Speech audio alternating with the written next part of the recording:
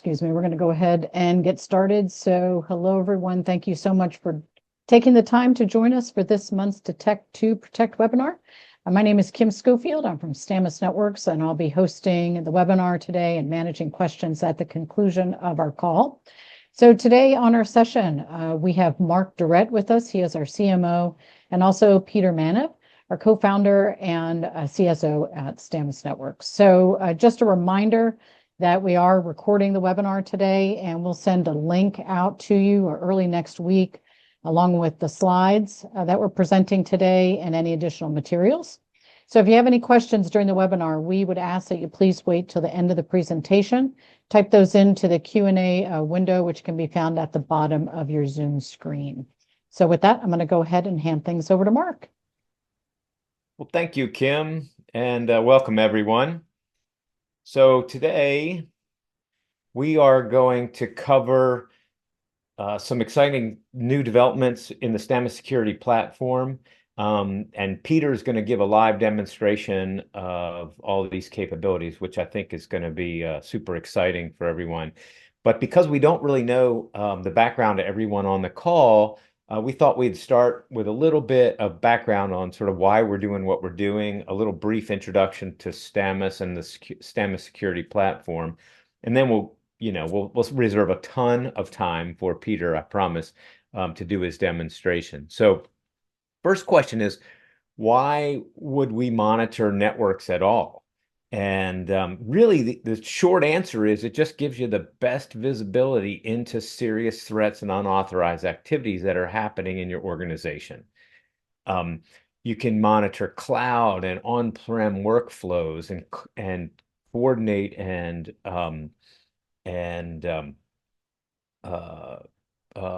it gives you a complete impartial view of what is happening in terms of communication among hosts and that sort of thing.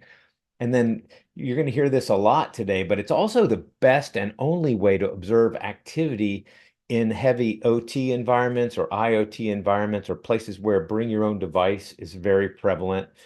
And also among communications between network devices, for example. There is no network agent required to do network monitoring. There's no impact on host performance. And a little aside, it can't take down all of the endpoints on your network, with an update, for example. And on the super positive side, it can deliver really early warning signs of malware, ransomware, phishing, all kinds of stuff. And as a bonus, it really gives you also a perspective on your network performance, on unauthorized activity, policy violations that might be happening, misconfigurations in your network, shadow IT that might be existing in your network, etc. So with network detection and response, you can look for network intrusions, command and control communications. If it's properly positioned, you can detect lateral movement happening inside your network, and of course, data exfiltration. So as I mentioned before in this sort of bonus thing on the bottom left, a network detection response system can also help you identify when there's hygiene issues in your network. People using systems they shouldn't use, accessing devices they shouldn't access, systems and software that are rogue and living inside your network, something we call shadow IT. We talked about policy violations. And then really when there are vulnerable systems, things like out of date or older cipher suites being deployed, for example, where you've created a vulnerability by operating that way. So that's sort of really the snapshot of all the stuff you can detect with network security, network detection and response. Another really important point here is that today attackers are really working hard to evade detection at the endpoint. And we've seen this in a lot of the cybersecurity exercises that we do, where the red teams are coming in, they're detecting, CrowdStrike or another endpoint system, and they're figuring out how to, they know the weaknesses of those systems, and they work around them. And so you really have to monitor at the network level if you're going to see any of this activity. Another really important trend that is happening now is the attack surface is increasingly not capable of hosting endpoint security agents. So in a heavy bring your own device environment or an IoT environment or an operational technology environment, um, you can't install agents on these systems. You can't install agents on your switches and routers and your firewalls that are in your network. But today, those are getting attacked. They're becoming live off the land attack surfaces. We just had a conversation with a big hospitals chain. They were telling us that 52%, only 52% of the devices on their network can accept an agent. So, they have medical devices and diagnostic equipment, et cetera. None of that can you install an agent on to monitor its behavior. Google Chromebooks are another one. They don't appear on anybody's list of endpoint detection and response agents, for example. Just to dive in a little closer into this network infrastructure problem. Recently, I mean, if you go to the CISA website, and I would say 50% of the vulnerabilities they've posted in the over this year have been around network devices and vulnerabilities that are popping up in these systems. So it's really a problem. Don't think you can have any visibility into this with an endpoint detection and response system, for example, or an antivirus software. You really have to step back and look at the network to see any activity that's taking place among these devices. So we're Stamus Networks. I'm going to give you a quick introduction to the company and to the Stamus Security Platform before we hand it over to Peter for the demonstration. So we're about 10-year-old company. We are a global organization. We're headquartered in both Indianapolis, Indiana, in the United States, as well as in Paris, France. And we have, I think our team is scattered around the world too. We're in, I think, eight or nine countries. Our global enterprise clients are currently in 14 different countries. And so that's sort of the background. Another really important thing that we're really proud of is that we've been invited for over the last 5 years to participate in the organization and the execution of a series of the world's largest cybersecurity exercises. These are live fire cybersecurity exercises at NATO's CCDCOE. Those exercises are locked shields and crossed swords. Each of those take place annually, and we've been part of that for more than 5 years.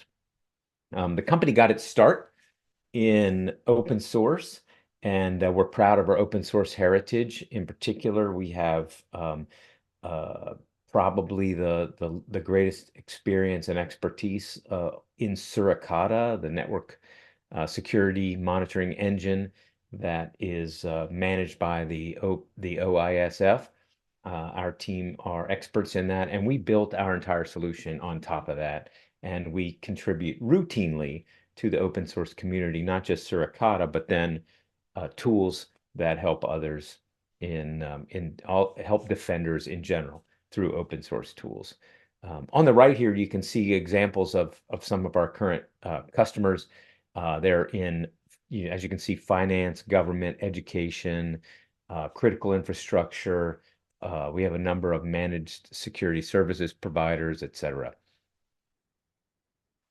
Okay, so the Stamus Security Platform, this is a network detection and response system. We believe it's a next generation network detection and response system that's really focused on openness and transparency. And you'll see, hopefully, during the demo that Peter delivers, how much data we expose and how we share even the detection methods, the code behind the detection methods to the folks using the system, to our users, so that you can really quickly assess the importance and the seriousness of a detection that we declare. Really focused on making the information that we share actionable with great visibility and powerful threat detection. The system can be deployed in private cloud, public cloud, on-prem, in hybrid environments, and that's really important to maintain visibility into your hybrid attack surface. So the system itself really delivers high confidence, low noise security events with a ton of context and evidence. Those high confidence events can be used to trigger an automated response, and our customers do that. And it's one of the differentiators for Stamus Networks is that we have this category of threats that we call declarations of compromise and declarations of policy violations. And those are ultra high confidence, ultra high fidelity, and they can be used to trigger an automated response. So what's taking place under the hood? We're looking for everything from well-known threats to anomalous activity. We are capturing things like flow records and PCAPs and extracted files and session logs, and all that gets prioritized and categorized in the system. I think that's about all I'm going to cover on that. Let me just jump into deployment diagrams so you understand how this works.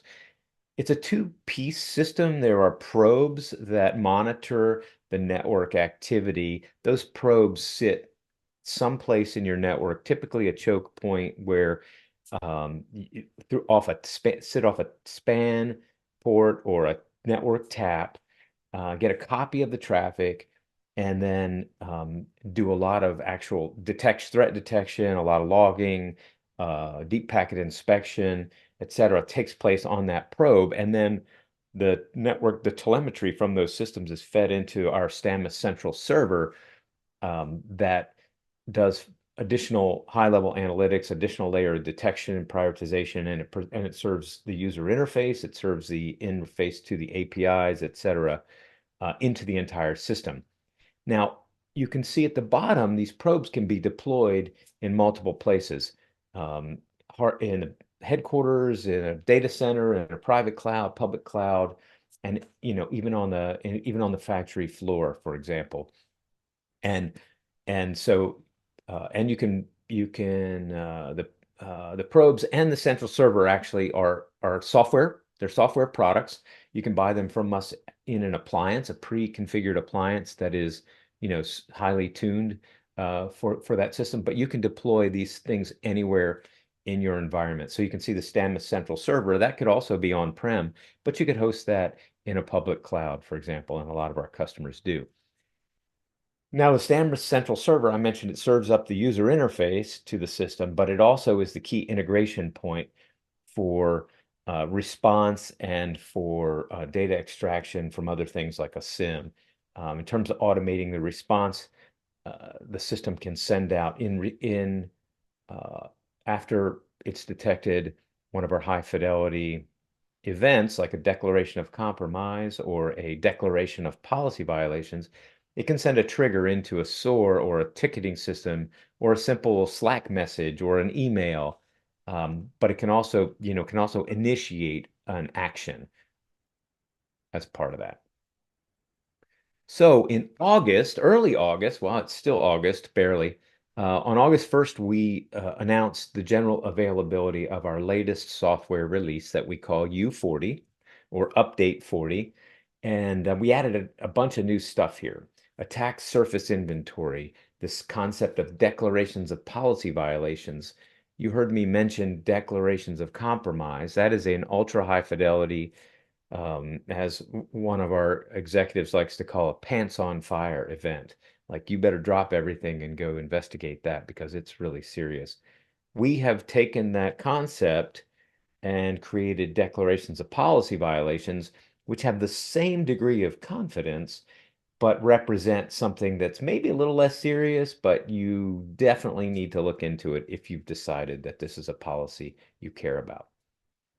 We've also improved a bunch of the handling around our declaration of compromise. We created a custom report generator, and we've created the infrastructure for something that we're really excited about in the future. We're not going to talk a lot about that right now, but the ability to push code and algorithms into the system, complicated algorithms into the system.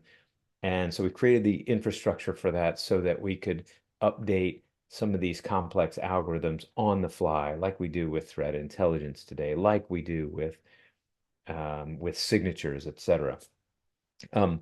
And the other thing we tackled in this release was trying to improve and accelerate the user experience. So that's a quick update on the system.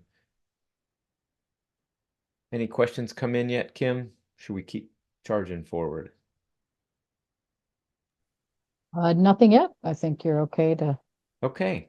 Well, move I'm going forward. to stop sharing my screen and hand it over to Peter, who's going to bring up the Stamus Security Platform and give us a demonstration. Thank you very much, Mark. I'm going to go ahead and share my screen. Please let me know if I'm good to go. Looks good. All right, perfect. Thank you very much, and much appreciated. All right, folks. So I'm going to walk you into a couple of the use cases, and with a specific concentration of what's new in our latest upgrade and release. This is going to be a very difficult task for me because I usually have a lot of difficulty staying under a couple hours when it comes to demos and demonstrations, but we'll try to be up to the point. So first of all, what you see on the screen is the Stamus Security Posture Operational Center. All the data that we're going to show is actually public because this is a public webinar and it will be publicly available. So all the data that we're showing are actually real malware cases. And they're from two sources. One is the Sandbox AnyRun, the other one is malware traffic analysis. So thank you very much for actually providing those. But again, this is public information. I'll be more than happy, and we'll be more than happy to actually show you as well demonstrations of real APT cases evolving inside the organization and how we detect them. So please feel free to reach out separately for that. I'm more than happy to show you that as well. Anyway, so let's start a little bit with again what's new in the latest release and how do we help out organizations and how do we help to improve the security posture. So first of all, there is not a single, as we all know, with people from the security practice, from the trenches, so to speak, we all know there is not a single tool or a vendor or anything like that will fix it all for you. There's multiple layers, there's different things, there's proxies, firewalls, endpoints, network, all those things come into play. However, we believe that actually being transparent, being scalable, being actually able to share all the detection logic and the logs we generate, it actually brings us closer to success fighting the malware. So first of all, one of my usual questions, whether we are deployed for the latest and biggest NATO live-fire cyber exercises or for a POV or for a customer or anywhere I go. First of all, I have usually a question, okay, what's the overall situation here? Well, what are we looking at? What's in the network? And as a subsequence of that, is there something that needs my attention now and why? So Mr. Vendor, don't tell me that this is something that needs my investigation, but also give me the tools, empower me to actually understand why has this been escalated. In other words, share the detection logic, share the data, be transparent about it. So if I have all that, I'm actually being able to zoom in fast and make my own judgment. What you see on the screen here is actually a malware case detonation where it actually happened via a traffic direct system, TDS. So it usually starts with an email attachment that goes through the mail security software, or with a link that if the end device is vulnerable when the user clicks, it gets infected and similar things. So it usually starts with something like that in the majority of the cases. In this case, what I'm looking at is basically we have analyzed this amount of traffic, and that's a very small piece, right? So this is a control environment malware case that we're reviewing. However, out of this minimalistic traffic, shall we say, we have 8.6 thousand transactions, network transactions. So that will be anything and everything, like alert flows, file transactions, TLS records, DNS, FTP, SNTP, whatever is in there. And out of and then we also have in total 13.3 thousand events. So what do you make out of these events? So what is detection events in this case? So this is great. So I have thousands of events, thousands of transactions, right? Great. But I only have limited time, limited resources, and I need to understand what I actually what do I need to tackle first. This is where DOCs, declarations of compromise, come in. And as I'm browsing through here, as I'm moving my mouse anywhere of these, I can click and just zoom directly into those. But mainly in this case, I have 11 active hosts. These are actually communicating hosts on the network. Then out of those, we have 9 that actually have some sort of services running on them. So network service, whether that will be, it could be whatever, DNS, FTP, all those sorts of things, whatever network service that is running. We have a domain controller, and we can tell, okay, how many, what type of these devices are, whether it's a domain controller, DHCP server, proxy, printer, and similar.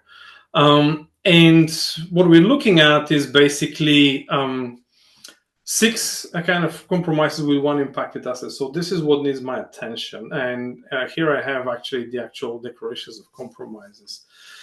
All right, that's very good. I have the initial overview. I'm literally overpowered here with events, but let's go have a look at the compromises, and I can just simply click in there.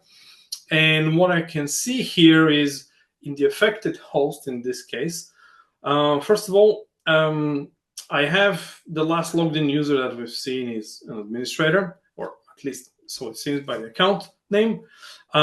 This actually infected, impacted asset is under action objective stage of the Lockheed Martin kill chain. We have a number of different threads that have been detected, and we have a timeline of what happened first on the host, what happened next, second, third, fourth, and so on and so forth. And we have the actual malware being involved, or what part of the kill chain was that in. So that's all very good. But we have a few options. Now, we can also have a look at the attacker infrastructure. And this will be something like this. You can actually have a look at how are they connected with respect to that specific host. And then we also have the last stage is action objective. We have a reverse shell. So, okay, so here comes the question now. How do we know it has a reverse shell? You know, where's the actual, all the evidence? Why is that here? We can simply click on that. And we have a little bit of explanation what's a reverse shell on Windows coming in from the Myer Corporation. And again, just go in and investigate the events. This is where we actually zoomed in directly into our kind of investigation and evidence dashboard. You can do a lot of things here, but for the purpose of investigating this declaration of compromise, you can actually look at the actual events, open one, and what you'll have here is, okay, so this is it seems like a process listing, a reverse shell. It's coming from an internal to an external IP. Put it that way. We have any and all other related events. We actually have the flow record for that event. We have the escalation events from Stamus. This is why this has been escalated. This is why you need to have a look at it. We have the actual JSON log, full log that actually can be used and utilized, and it has a lot of useful information that is here. Now, the actual forensic evidence, let's say network forensic evidence, we have a full PCAP for it that could be downloaded.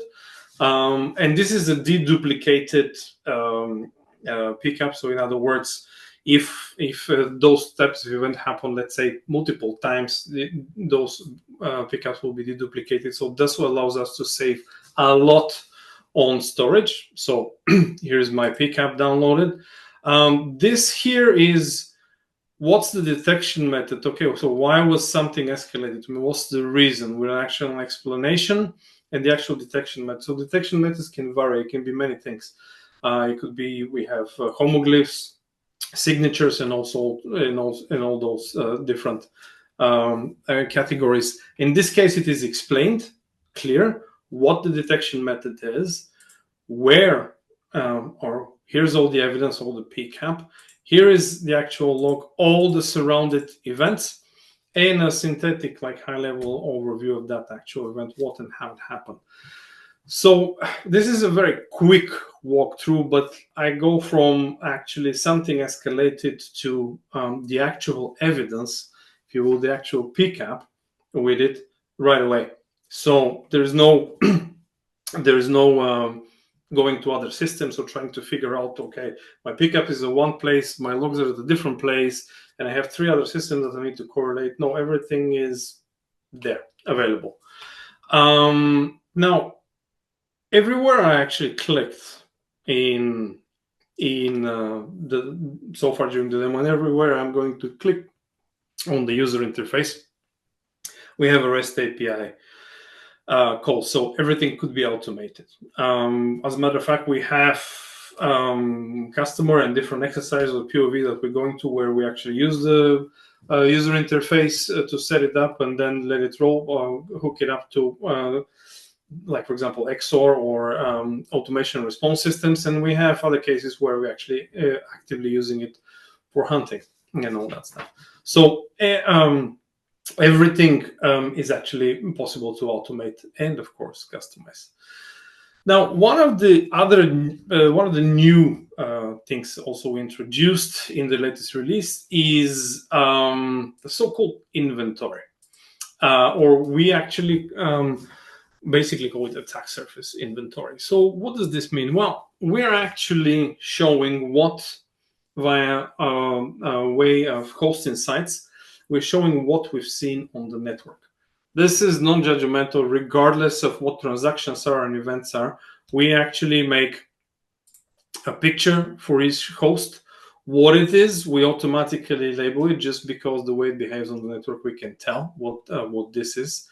And we actually, if there is any more information on the actual host that we can see, like a host name, a last user seen being logged in, network information, or like this could be from an inventory system, like what part of the network is it coming from, application layer seen used on that host, TLS agents, HTTP agents, any information relevant to that host can be displayed in that inventory. And we have a host profile and a detection profile. So we actually have no limit of the total number of hosts. Host insights is something, that inventory is something that we keep separate track of per communicating host via way of analyzing over 60 different security networking communication artifacts for a specific host, and thus continues. And literally there's no limitation of how many hosts we can monitor. In deployments, or we've often been monitoring millions. So there's zero problem, but it's very, very useful because you can have a quick view of what type of devices, networks, application protocols, network services, and so on have been used. So, for example, hey, you can answer a lot of questions. So, for example, hey, is there, I don't know, something simple to like, is there FTP used somewhere on my network, to something much more complicated in terms of machine learning, beaconing, and all that stuff, and where is that being detected and how. So this is a major improvement, because actually filtering, sorting, actually even basing hunts or reporting on it is also available, and it's very easy to list. For example, show me all the SSH user agents or all the TLS fingerprints on the network, where they are or what services are they using. It's very easy to actually list from the GUI. Another, I'm going to switch to number, well, I put numbers on it, but let's say to number 3. Another use case, and again, I am going and galloping through this, but more happy to do an extensive demo on demand. But this is just to show the new or the high level new things that were in the latest release. One more of the newest features that we have is actually something called policy violations. So what does this mean? That there's a difference between declarations of compromise and declarations of policy violations, as Mark mentioned. One is an imminent event that needs immediate attention now, because this is most likely something that has to be dealt with immediately. And the other one is a policy violation, so something that shouldn't happen, but is not necessarily a declaration of compromise. And I'm going to switch to a different case in here. And in this case, as you see, we have, just by switching to that other case, I have, more actually traffic analyzed, but less transaction and detection events in here. However, I have 143 active hosts. 42 of those are with services. And in this case, I have no domain controllers or DHCP servers or similar, at least from that case that we're looking at it. But I do have 2 policy violations, 2 active and 1 impacted asset. So if I click on them, I have a couple of ones. So I have a custom policy violation and potential data leakage. If I click on the potential data leakage, what is this? Okay, clear text password. Right. This is very simple, very basic, but it does happen in every deployment. At least every deployment we've seen. There is a few of those. Now, it does not mean that this is really there's malware in. It could mean that, but this is more like, these are things that should not happen. Why? Because most likely in a lot of the cases, the same password could be used for multiple accounts. So in general, that shouldn't happen. But if you'd like to actually come in and zoom in from here to the actual investigation, you can see a little bit of description of what that is. You can actually jump there directly. You see the host that is impacted. You can zoom in directly on host ID. You can employ different filters, or zoom in directly on the host insights, the situational overview of that host on the network, or you can actually go directly to investigate the events. I'm curious, so I'm just going to go investigate that event. I'm going to go ahead and look at events here. So let's see what this is. The clear text password. It's HTTP, and we have basically, that's why it says in here.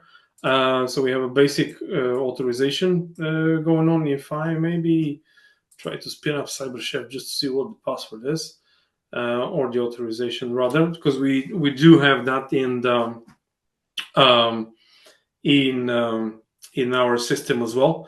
And if I just paste that over here, I can just quickly do this and see, okay, so we have a user and a password. And the password is not bad, but it's clear text, and that shouldn't really happen. So it was used for that site. So these are things in general that shouldn't happen. We often actually see that as people were actually not really aware that this is actually existing on the network. They're like, what? We didn't know about it. This is where the policy violations help out, to bring in visibility and thus try to come up with a plan to minimize the risk. Another policy violation that I have here is a custom one. Why? Because the same policy doesn't fit all. Every organization, every deployment has different aspects of it. And this one, in case is a custom, you can custom create a declaration of policy violation. You can custom escalate event to a declaration of compromise. A lot of things are customizable so that they could be adapted to the specific deployment, not only to the organization, but to the specific deployment, because inside organizations, there's different there could be probably different regions, different setups, and so on. So what's relevant for one might not be relevant for the other. In this case, we have freeware. Well, what is this? So let's have a look. This was a custom setup. So in this organization, okay, so we have like an anomaly event here. So we have like a new, what is this? So a new HTTP remote server, which is kind of bizarre. So via the concept of sightings, we're able to detect kind of anomalous event. Okay, this is something new. This is a new communication that we haven't seen before in the network. And it's a very powerful thing when we're combining it with declarations of policy violations. So what is this? We have a new HTTP server. It's Apache. We have apparently an executable downloaded. Okay, fine. We have related alerts. We have the flow information if it's needed. Again, the PCAP, the detection method, why this was something was escalated. We have a synthetic view, and where was that downloaded from? I can just easily click on the link and see, okay, download freeware and shareware. Right. So there is cases where this may be allowed to happen, or for example, if you're an internet service provider or a university network and similar things, but there are different organizations where this actually would not be allowed to happen, and that's why here it was custom escalated. So for example, if you're in a more controlled environment, you're not really supposed to have freeware downloads and local installations. Now, from download to actually install, this needs to be confirmed, but again, there has been a download. It's against the security policy. That's something that might need to be investigated further. And again, the synthetic view offers plenty of ways to actually understand what has happened, including metadata, supplementary data to all the flows, detections and events, the PCAP, and the actual detection logic that was used to escalate that. So anything is customizable. The data is there, and it is shareable.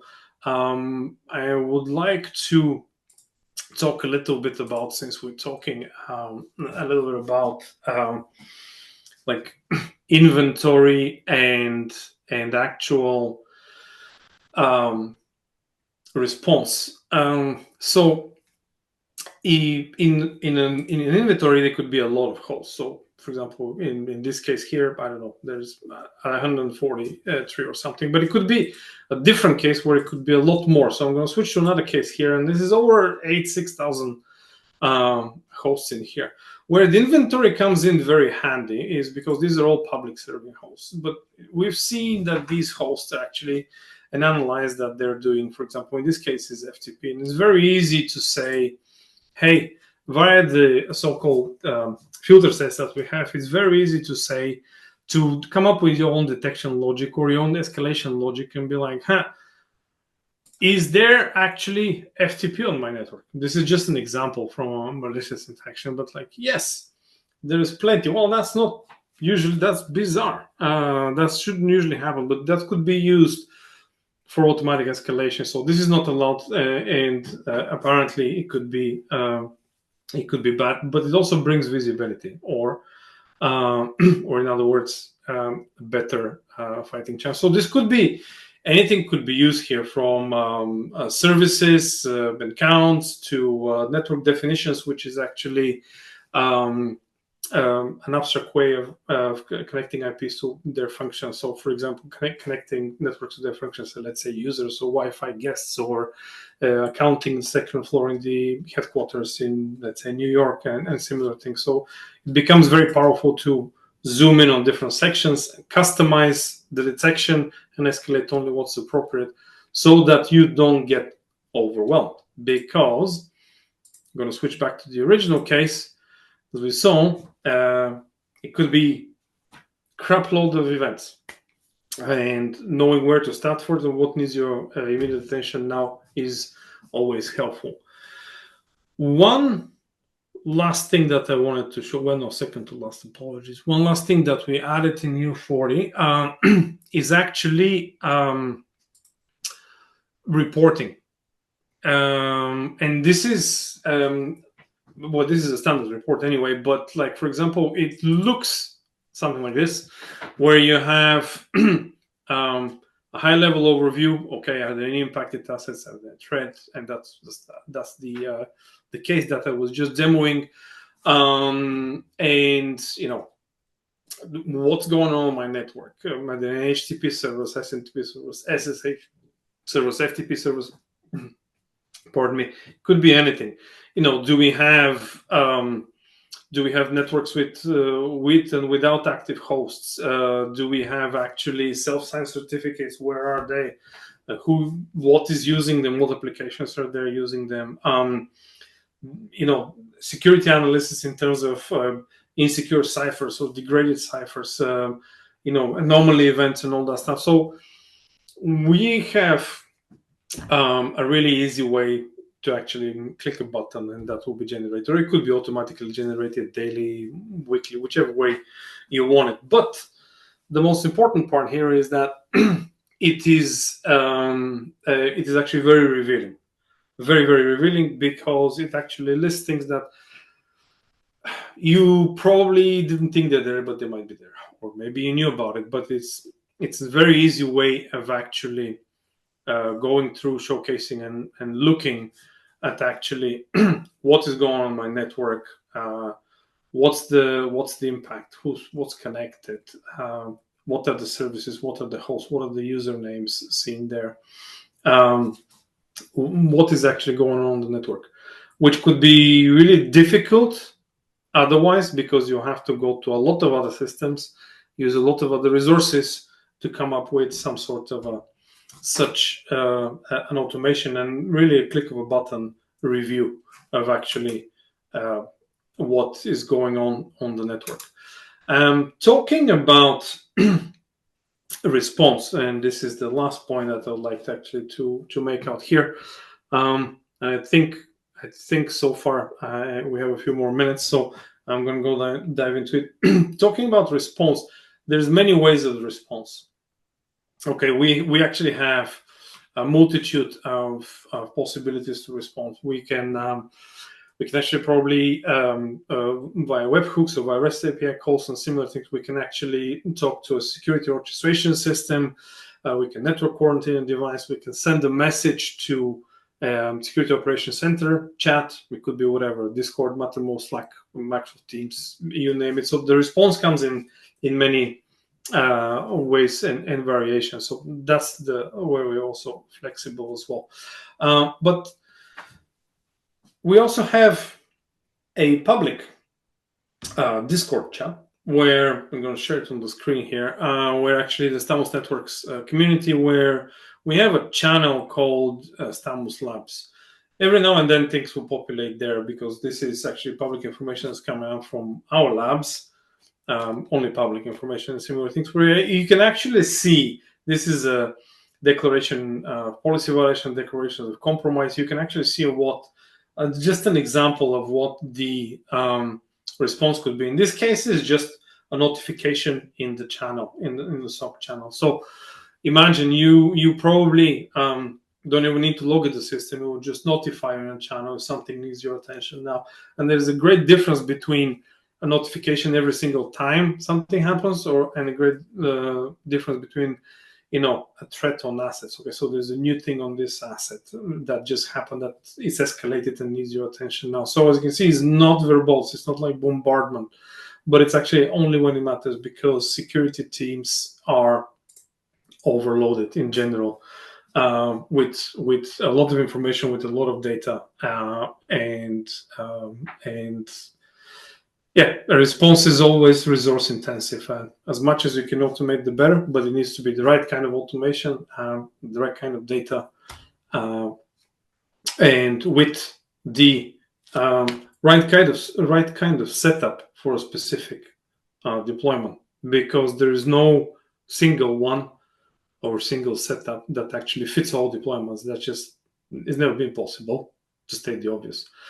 Those are all the high-level things that I wanted to show, or some of the major things that I wanted to show. I could literally go on for a good few more hours, but I think Mark probably will not be happy with it because we're going to go over time. So I'm going to pause here and actually transfer it over and see how we're doing there on time, Mark and similar. If there's any questions, we'll be more than happy to reply as well. Thanks, Yeah, it looks like Peter. we got a couple questions. So let me go back to sharing. Sure. Did you unshare? Yeah, absolutely. There you go. It's giving me a little bit of a hard time, so I'm trying to. No problem. Okay.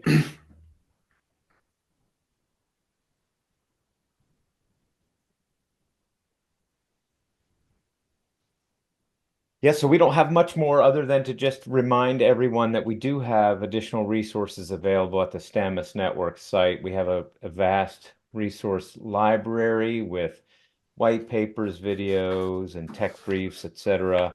And we have a very active blog. We publish almost every week, once or twice, and all of that is available on the site. And of course, as Kim mentioned at the beginning today, she will share the slides, and these links will come in an email after we close today.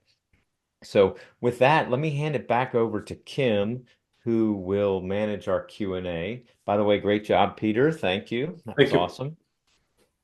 All right. Thanks, Mark. Thanks, Peter.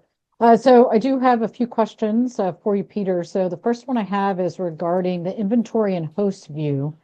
How do you handle assets or hosts with multiple network interfaces, for example, dual multi-homed systems? Yeah, sure. That's actually very common.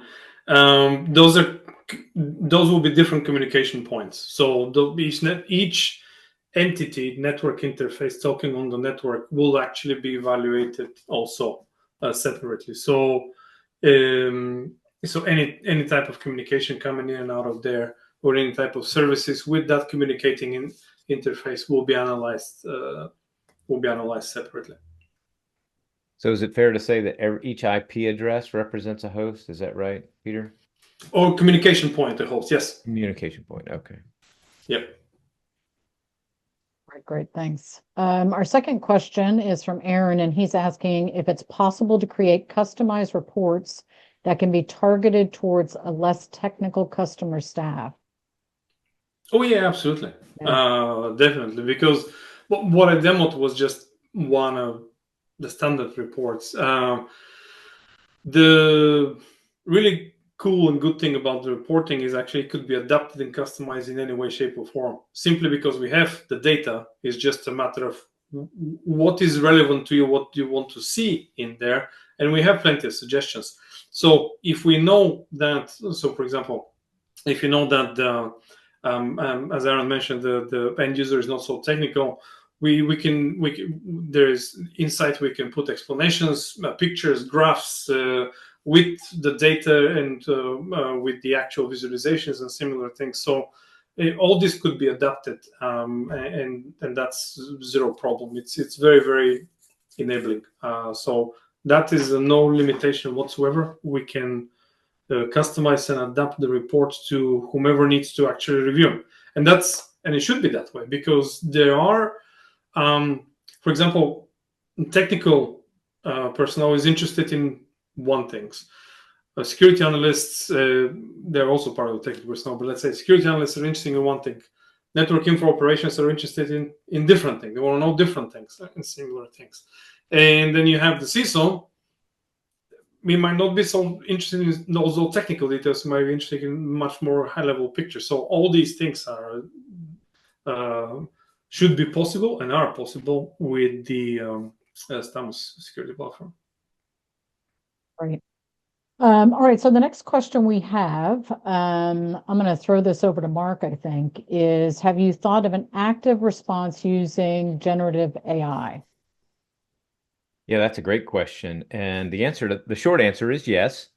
We are, we have a pretty, we have an active AI strategy with a pretty extensive roadmap.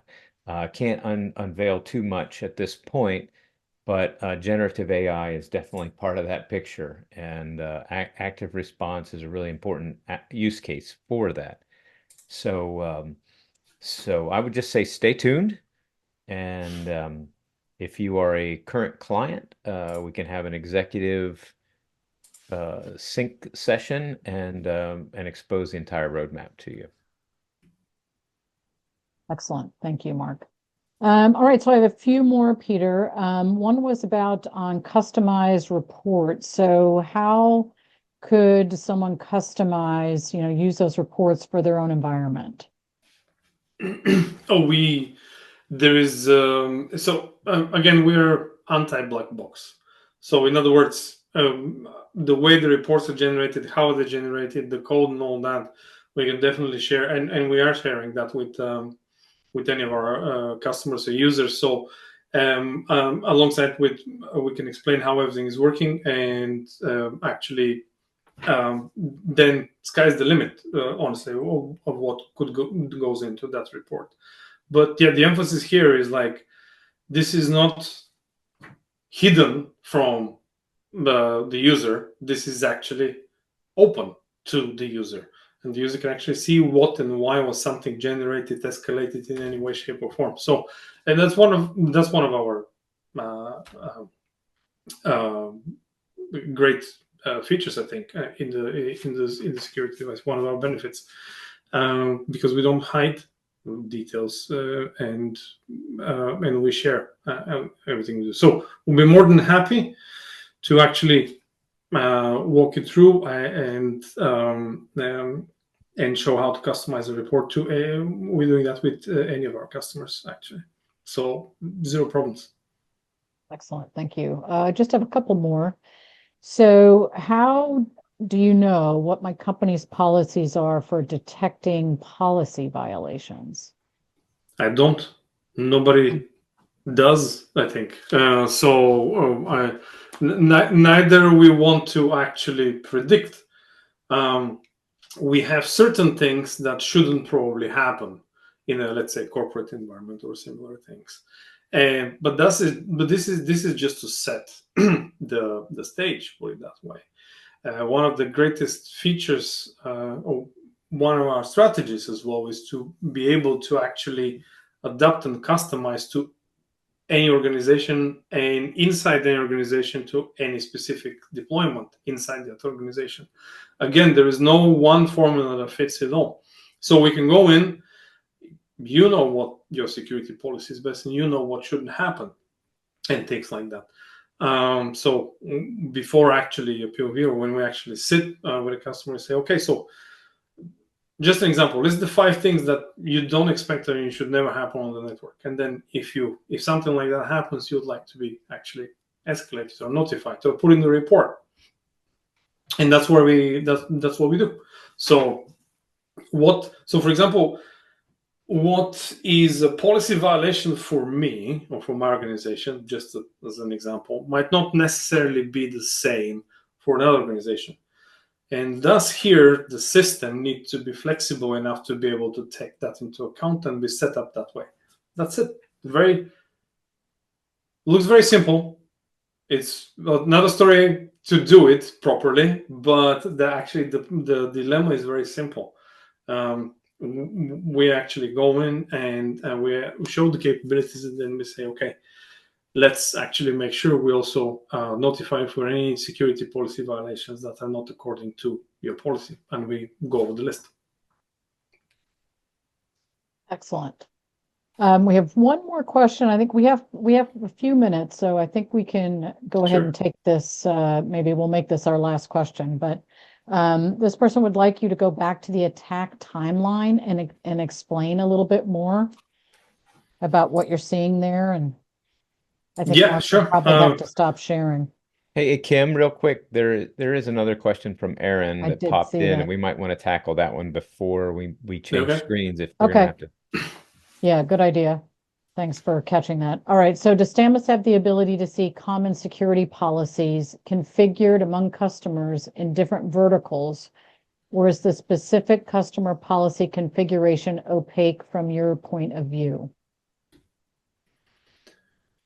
So I guess let me Kim, just. read the question one more I time. think the Sorry. question. I think what Aaron is asking, Peter, is can we see these policies that our customers configure, for example, and can we see those configured against customers in different verticals, or are the customer created policy configurations hidden from us No. Nothing is or from hidden. their customers? No.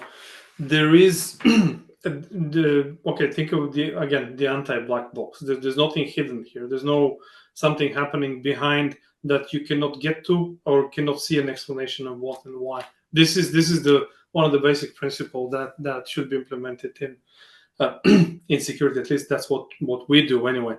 There should not be something on the screen without an explanation why is it there. And by explanation, I don't mean text.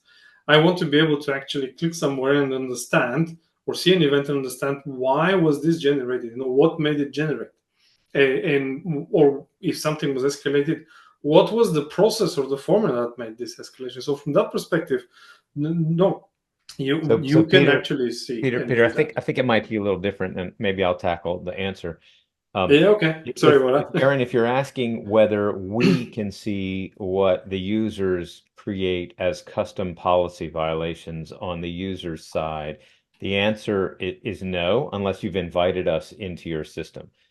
So since we're not a SaaS Okay. application, we don't have access to everyone's system. You deploy it where you want. You have complete sovereignty over your data.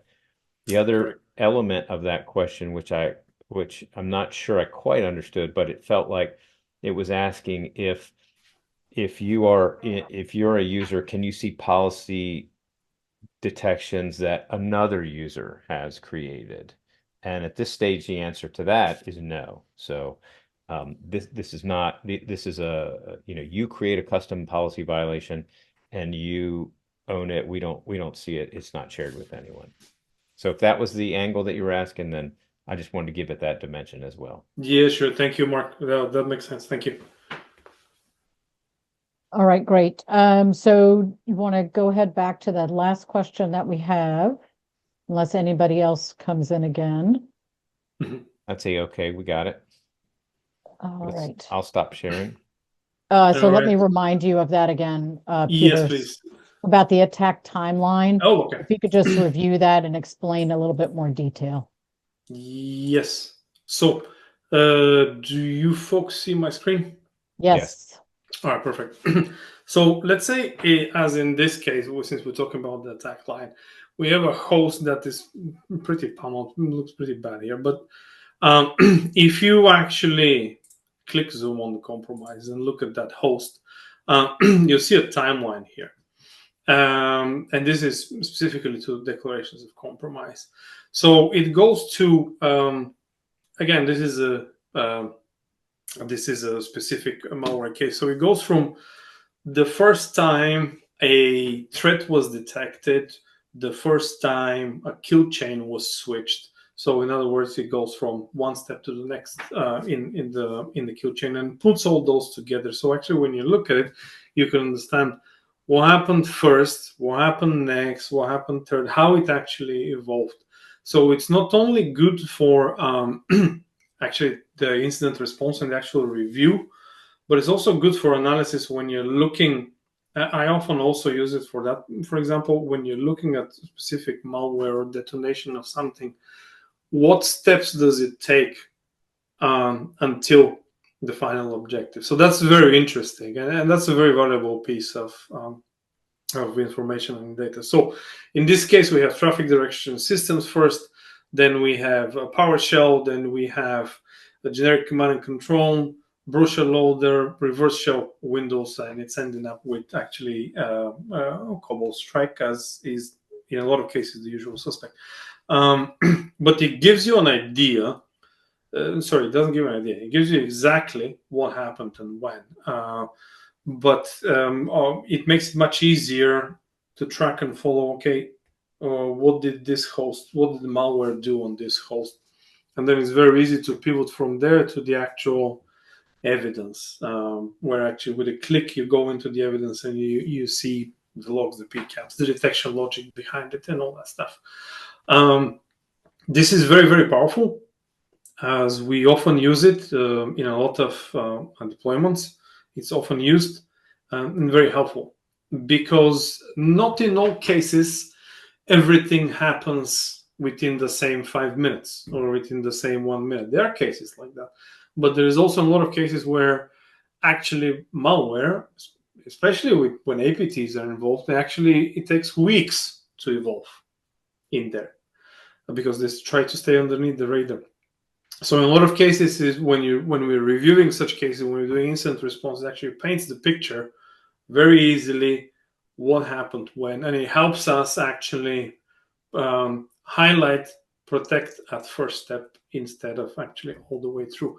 But it's often enough where actually malware or APT actors or any actors are able to, go through other defenses, whether that will be firewall, whether that will be the endpoint, whether that will be the mail protection system and similar things. And those things happen, and it is very common.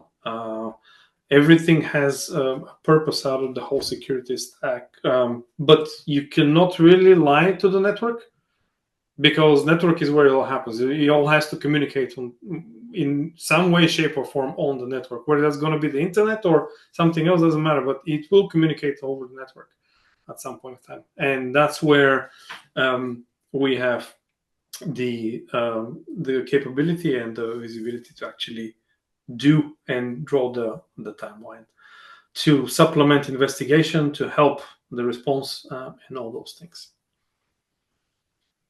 Awesome. Thanks, Peter. I did have one more question come in, Sure.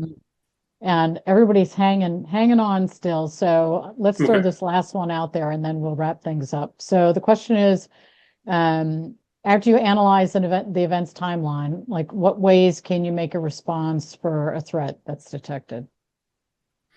Well, we generated the events are generated as soon as that they're seen. So, for example, the flow record. Well, whenever there's a flow or a session, that record is being generated. So there is a certain timestamp in that record. So that is actually by that timestamp, everything that's the time that we go by when the event was actually generating, which is really live, like near time, because with the way we deploy it, we usually actually there's a mirror traffic onto the devices, and we're actually there's no delay. We're sniffing traffic live, so the timeline is very, very accurate as it happens on the network. So, which also in its own part enables the response to be very, very accurate as well, if it goes through all other defenses. But it does happen often enough. Excellent. All right. So I'm going to go ahead and bring the webinar to a close, just because we are over just a little bit. And just remind everybody, everything has been recorded that we went through today. The slides will be sent out to you early next week so keep an eye out in your email inbox. And we'll also be sending you some additional information, links to those resources that Mark mentioned. And we thank you all very much for joining us today. Thank you all. Thank you, Kim. Thank you, Peter. Thank you, folks. Kim, thank you, Mark.